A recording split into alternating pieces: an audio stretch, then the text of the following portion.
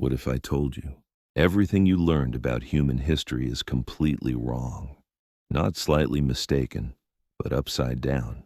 For over a century, we've been told the same timeline. Hunter-gatherers first, then farming, then villages, then cities, religion, astronomy, and finally monumental architecture. But in the quiet hills of southeastern Turkey, a discovery ripped a hole straight through that story. The discovery. The year was 1994. Near the city of Şanlıurfa, a farmer clearing stones from his field struck something buried and unmovable. Under a thin skin of soil lay a perfectly carved limestone pillar, tall, T-shaped, and heavy enough to break a tractor's axle. Archaeologists arrived and began to peel back the earth. What they found changed human history. Just beneath the surface were circular enclosures cut into bedrock, filled with towering T-shaped megaliths arranged like stone constellations. Many pillars measured up to 5 meters high, some over 10 tons, all carved with foxes, boars, snakes, vultures, scorpions, and abstract symbols.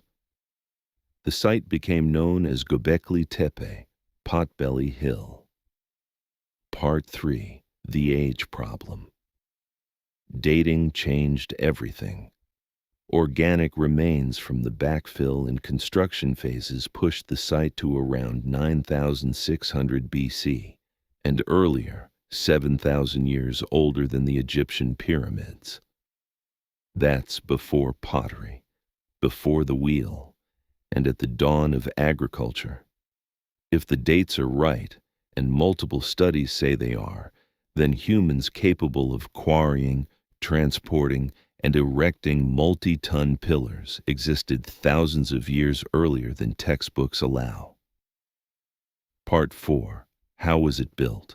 Limestone quarries surround the hill. Tool marks suggest stone picks, stone hammers, and abrasion techniques. To move pillars possibly weighing 10 to 20 tons, builders could have used sledges, log rollers, packed earth ramps, braided ropes of plant fibers, and coordinated labor, none of which require metal or wheels, but all of which require planning, leadership, and engineering sense. Enclosures, often labeled A, B, C, and D, feature pairs of central pillars surrounded by rings of smaller ones fitted into rock-cut sockets. Some central pillars have stylized arms and belts carved in relief, suggesting the pillars themselves may represent anthropomorphic beings. Part 5. Why was it buried? The most unsettling detail. Göbekli Tepe was intentionally backfilled. The stone enclosures were carefully packed with rubble, animal bones, and soil, sealing them like time capsules. Why build something so vast, then bury it? Was it a ritual closure, a response to danger, or a method to protect knowledge for a future generation? Part 6. Rethinking Firsts. Göbekli Tepe forces a reversal of the sequence, farming first, temples later. Here, monument and ritual seem to precede large-scale agriculture. In other words, it looks like shared belief, not survival alone, pulled people together to cooperate at huge scale. If that's true, then religion, astronomy, social hierarchy, and engineering weren't side effects of farming. They may have been the cause of it. Part 7. The Art That Speaks. The carvings are not random. Foxes, snakes, cranes, wild boars, aurochs, scorpions, vultures bearing headless bodies, and abstract H-like symbols return again and again. Some scholars see mythic scenes of death and rebirth. Others see seasonal markers. Some propose the animals encode constellations or astronomical knowledge, tying ceremonies to solstices, equinoxes, or precessional cycles. There is no single consensus, but the sophistication is undeniable. Göbekli Tepe isn't an isolated miracle. The entire region, known as Taş Tepeler, Stone Hills, is dotted with related sites. Karahan Tepe, discovered and excavated more recently, reveals carved pillars, T-shapes, and a mysterious pillar room with a gallery of sculpted heads emerging from stone walls. Other hills hide more enclosures under shallow soil. This looks less like a single temple and more like a sacred landscape, a network, possibly serving different rites, times, or groups spread across many hills. So who built it? We have no written names, no kings, no dynasties. But we do have clues. Microlith tools, animal bones from feasts, grinding stones, and evidence of early plant use suggest organized groups gathered seasonally. They coordinated quarrying, carving, transport, feasting, and ritual, a logistical system that implies leadership and shared purpose. It also implies knowledge transmission. Master carvers teaching apprentices, planners teaching crews, ritual leaders guiding ceremonies. Do the pillars align to the sky?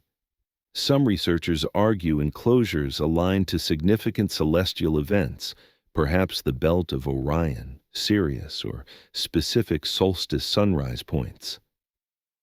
Others caution against overinterpretation. Erosion, reconstruction, and missing pillars mean we should be careful. Still, even conservative scholars agree the site suggests planning and abstract thinking far beyond primitive. Now the question that divides everything. Why does advanced stonework appear so early and then vanish for millennia? One answer is simple. We're just now finding evidence. More will emerge. Another answer is darker. Humanity went through a reset.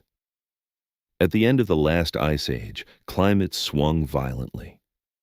The Younger Dryas period brought sudden cooling after warming, then rapid warming again, around 9600 BC.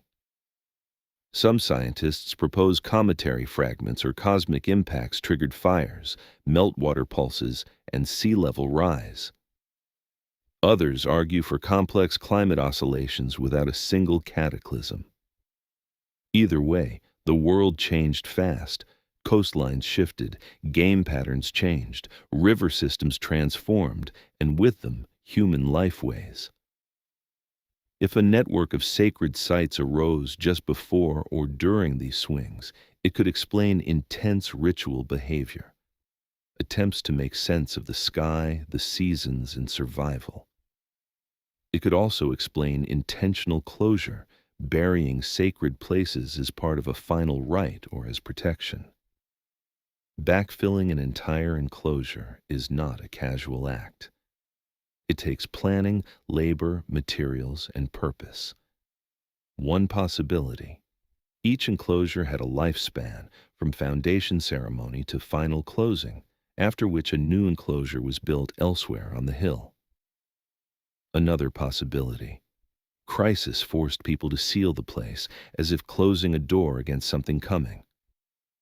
Whatever the reason, the burial is why Göbekli Tepe survived. They closed it, so we could find it. What if the human story is not a straight line of progress, but a series of surges and collapses? What if knowledge builds, peaks, resets, and is slowly remembered again? Göbekli Tepe hints that symbolic thought, ritual coordination, large-scale engineering, and sky awareness were present thousands of years before we expected. Maybe the firsts we memorize, first city, first temple, first map of the sky, are survivals of something older, scattered by time. Look around the planet and you'll see patterns that don't neatly fit their boxes. Megalithic alignments in Europe, buried structures hinted at under deserts and forests, ancient texts from Egypt, Mesopotamia, India, and the Americas that speak of cycles, floods, and lost ages. To be clear, evidence varies in quality. Some claims will turn out wrong. But Göbekli Tepe is physical. It anchors the conversation to stone. The most haunting thing is not the pillars, it's the hands that shaped them. Hands that planned a circle before there were maps. Hands that carved belts and fingers into stone, suggesting the pillar was a being, not just a block. Hands that dragged immense weight across the ground, synchronized with others by chant, drum, or command. These weren't cavemen. These were organizers, planners, artists, astronomers, engineers, whether or not they used those words. Maybe they watched the sky for centuries, noticing the slow drift of the stars, precession, and embedding patterns into ritual. Maybe they mapped seasons to migrations and feasts, and built enclosures as calendars you could walk inside. Maybe they encoded myths into stone so any child could learn the cycle by touching the animal, the symbol, the pattern, education in rock. Or maybe they built something we still don't have the language for. Now that the hill is open, we cannot put the story back where it was. Whether you accept conservative explanations or explore bolder theories, one fact remains. 12,000 years ago, humans built something extraordinary. They coordinated labor across seasons. They carved symbols meant to be understood. They aligned stone with intention. And then, they sealed it.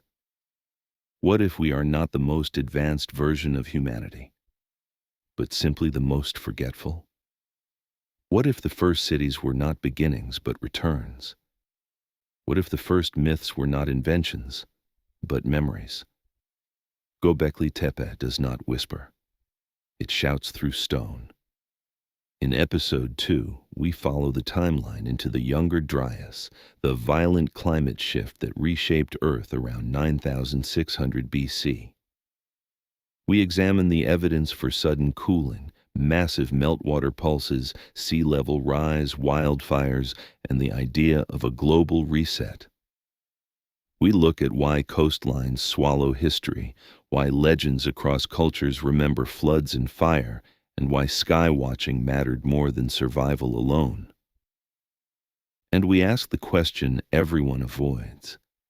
Was Göbekli Tepe closed because the builders saw what was coming? Because if the past resets on a cycle, it might not be done with us yet.